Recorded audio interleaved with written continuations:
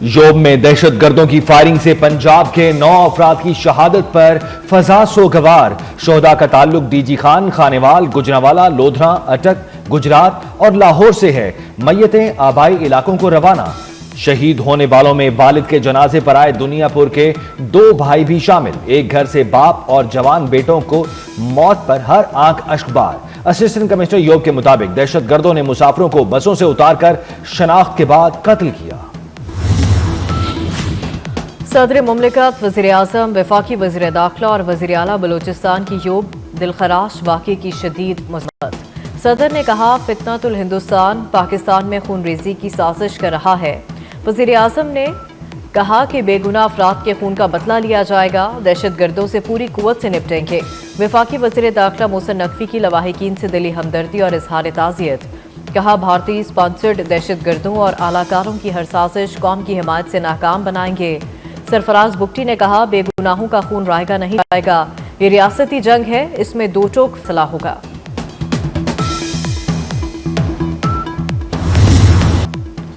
کابل جا کر چائے پینے اور دہشت گردوں کے لیے سرحد کھولنے سے پاکستان کا بہت نقصان ہوا. نائب وزیر اعظم اسحاق ڈار کا پاکستانی کمیونٹی سے خطاب. کہا ماضی میں سندھ طاس معاہدے کے تحت پاکستان نے اپنے 3 دریا بھارت کو دیے. بھارت نے بین الاقوامی ضابطے کے بغیر سندھ طاس معاہدہ معطل کیا. بھارت کی جانب سے پانی بند کرنا اعلان جنگ تصور ہوگا. پہلگام واقعے پر پاکستان کی آزاد تحقیقات کی پیشکش کا بھارت نے جواب نہیں دیا. پاک اماراتی وزراء خارجہ کے درمیان ابوظہبی میں ملاقات. یو اے ای ویزا میں آسانیوں کے لیے ضروری اقدامات پر اتفاق. یو اے ای وزیر داخلہ نے ہر ممکن تعاون کی یقین دہانی کرا دی. اماراتی وزارت داخلہ آمد پر وزیر داخلہ محسن نقوی کا پرتپاک استقبال کیا گیا. گارڈ آف آنر پیش کیا گیا. منشیات اور اسمگلنگ کے انسداد اور سیکیورٹی تعاون بڑھانے پر بات چیت. غیر قانونی امیگریشن روکنے کے لیے اشتراک کار بڑھانے اور ٹیکنالوجی کے تبادلے پر گفتگو. سیکیورٹی چیلنجز سے نمٹنے کے لیے اے آئی سے استفادہ کرنے کی ضرورت پر زور دیا گیا. محسن نقوی نے کہا ویزا پالیسی میں آسانی سے شہریوں کو بہت ریلیف ملے گا. محسن نقوی نے ابوظہبی پولیسنگ کے جدید نظام اور آپریشنز روم کا دورہ بھی کیا.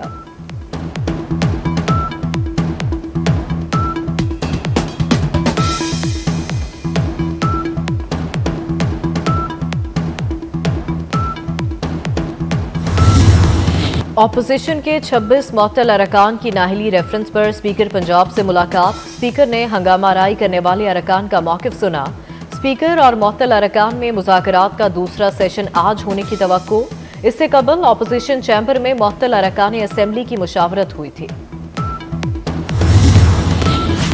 وزارتوں کی کارکردگی بڑھائی جائے. وزیر اعظم کی ہدایت. نظام کو جدید اور ڈیجیٹل بنانا ترجیح قرار دے دیا. کہا 7 دہائیوں سے چلنے والے نظام سے ملکی ترقی ممکن نہیں. اجلاس میں گورننس کی بہتری اور اصلاحات سے متعلق بریفنگ. نقصانات میں کمی اور اربوں روپے کی بجٹ پر وزارت توانائی کی تعریف. جدید نظام اور گورننس کی بہتری کی تجاویز دینے کے لیے کمیٹی بنانے کی ہدایت. وزیر اعلیٰ سندھ مراد علی شاہ نے سندھ کو پاکستان کی انرجی باسکٹ قرار دے دیا. بجلی کی پیداوار بڑھانے پر زور. انرجی ڈائیورسٹی کانفرنس سے خطاب میں کہا بجلی سرپلس نہیں، لوگوں کو بجلی نہیں دے پا رہے. تھر ملک کا سب سے زیادہ سستا بجلی پیدا کرنے کا ذریعہ ہے. نوری آباد بجلی گھر کراچی کو سب سے زیادہ 100 میگا واٹ بجلی فراہم کر رہا ہے.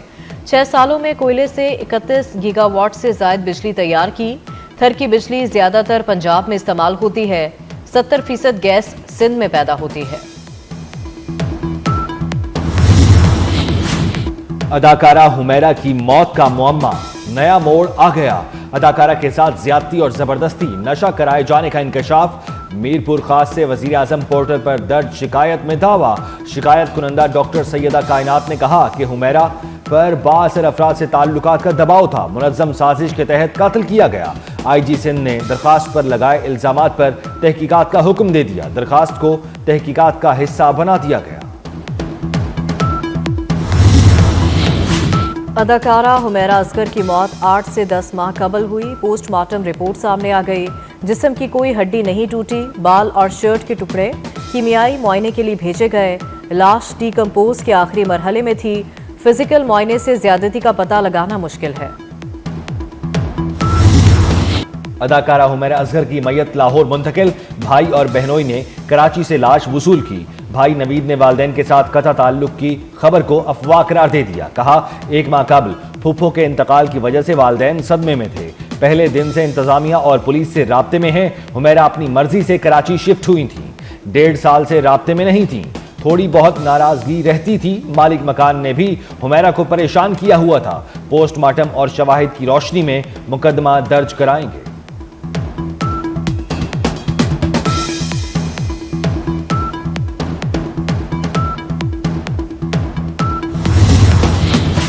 سانحہ لیاری میں بلڈنگ مالک اور ایس پی سی اے کے 6 ڈائریکٹر سمیت 14 افسران قصوروار قرار۔ 29 سال قبل تعمیر 5 منزلہ عمارت ایس پی سی اے کی غفلت کی وجہ سے گری۔ پولیس نے ابتدائی رپورٹ میں انکشاف کیا، ایس پی سی اے افسران کو عمارت کے خستہ حال ہونے کا 3 برس سے علم تھا۔ معلومات ہونے کے باوجود ایس پی سی اے افسران نے سنجیدہ اقدامات نہیں کیے۔ رپورٹ سٹی کورٹ میں جمع کرا دی گئی۔ گرفتار 9 ملزمان کا 3 روزہ جسمانی ریمانڈ حاصل کر لیا گیا۔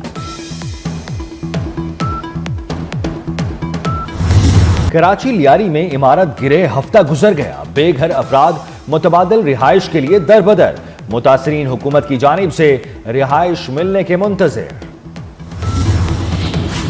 پی ٹی سی ایل کے سابقہ ملازمین پینشن کے مکمل حقدار ہیں۔ سپریم کورٹ کا پینشن کیس میں پی ٹی سی ایل ملازمین کے حق میں فیصلہ۔ کہا گیا کہ P T C L pensioners کو 90 دن میں پینشن ادائیگی کا شیڈول مرتب کرے۔ چیف جسٹس یحییٰ آفریدی اور جسٹس امین الدین کا جسٹس عائشہ کے فیصلے سے اختلاف۔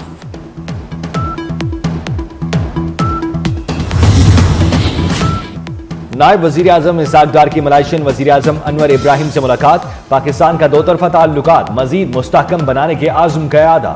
آسیان ریجنل فورم اجلاس میں شاندار میزبانی پر اسحاق ڈار نے انور ابراہیم کا شکریہ ادا کیا۔ پاکستان و ملائیشیا کے درمیان تجارت و سرمایہ کاری بڑھانے پر عملی اقدامات کی تعریف کی۔ نوجوان نسل تہذیب کو نئے طریقے سے تعبیر کر رہی ہے۔ ہم ثقافتی ورثے کی ڈیجیٹلائزیشن اور ورثے کے تحفظ کی جانب بڑھ رہے ہیں۔ وفاقی وزیر اطلاعات عطا تاڑڑ کا بیجنگ میں بین الاقوامی کانفرنس سے خطاب، کہا پاکستان چین کے ساتھ ٹیلی ویژن کے اشتراک کا معاہدہ کر چکا ہے۔ پنجاب میں مونسون بارشوں کا تیسرا سپیل 17 جولائی تک جاری رہے گا۔ صوبے میں بارشوں کے دوران حادثات نے 39 زندگیاں نگل لیں، 103 زخمی، جاں بحق افراد میں 20 بچے اور 5 خواتین بھی شامل۔ پی ڈی ایم اے نے مونسون الرٹ فیکٹ شیٹ جاری کر دی۔ زیادہ اموات کچے مکانات، خستہ عمارتوں اور چھتوں کے گرنے کے باعث ہوئیں۔ متاثرہ خاندانوں کی مالی معاونت کی جائے گی۔ این ڈی ایم اے کا 13 سے 17 جولائی تک شدید بارشوں اور سیلاب کا الرٹ جاری۔ دریائے کابل، سندھ، چناب اور جہلم میں پانی کے بہاؤ میں اضافہ ہوگا۔ میاں والی کے مقام پر دریائے سندھ میں پانی کی سطح بلند ہو گئی۔ جناح بیراج میں پانی 35,000 کیوسک اور چشمہ بیراج میں 47,000 کیوسک بڑھ گیا۔ کچے کے علاقے زیر آب، تربیلا، کالا باغ اور تونسا کے مقام پر نچلے درجے کا سیلاب۔ تنگوانی کے نواحی علاقے میں نہر میں 50 فٹ چوڑا شگاف پڑ گیا۔ چاول کی فصل زیر آب، 5 دیہاتوں کا زمینی رابطہ منقطع ہو گیا۔ لاہور، سیالکوٹ، فیصل آباد اور گجرانوالہ میں مونسون بارشوں سے اربن فلڈنگ کا خدشہ۔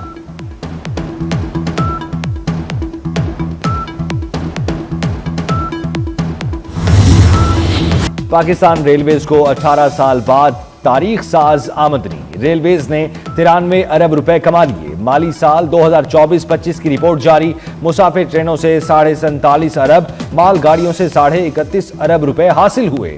گزشتہ مالی سال پاکستان ریلویز نے 88 ارب روپے کمائے تھے۔ کراچی ڈویژن کو 15.25 ارب روپے آمدن ہوئی، 11.25 ارب سے زائد آمدن کے ساتھ لاہور کا دوسرا نمبر۔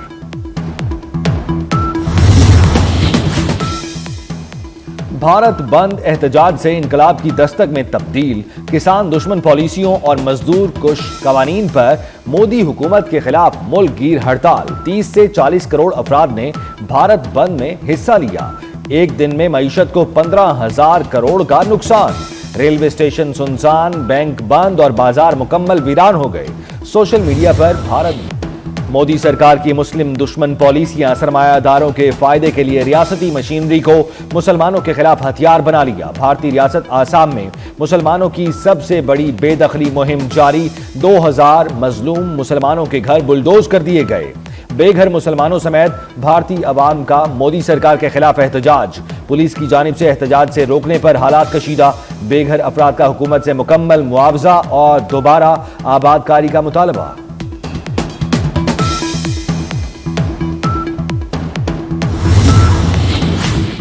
गजा में इसराइल की बमबारी जारी। 82 फलस्तीनी शहीद हो गए। इसराइली वज़ीर-ए-आज़म नेतन्याहू का कहना है गजा में मुजव्वज़ा 60 रोजा जंग बंदी के दौरान मुस्तकिल जंग बंदी के लिए बातचीत करेंगे। हमास का हथियार डालना इसराइल की बुनियादी शराइत में से है। फलस्तीनी तालिब इल्म का ट्रंप इंतजामिया के खिलाफ $20 मिलियन हर्जाने का दावा। महमूद खलील ने सियासी गिरफ्तारी और नजरबंदी के खिलाफ भी मुकदमा दायर किया।